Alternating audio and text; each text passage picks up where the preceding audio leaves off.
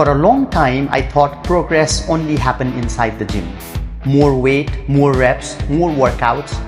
But over the years, I have learned something important. Not every day is meant to be a heavy training day. Sometimes progress looks different. Sometimes it's moving your body in a way that reminds you why you started exercising in the first place.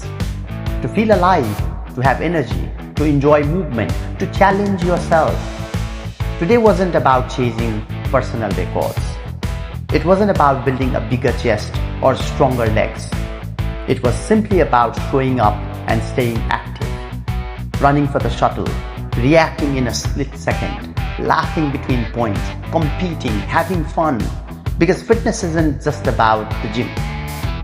It's about creating a body that allows you to enjoy life.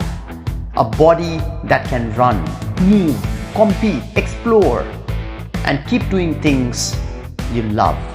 So today wasn't a rest day from fitness. It was just a different way of training. And sometimes that's exactly what the body and mind need.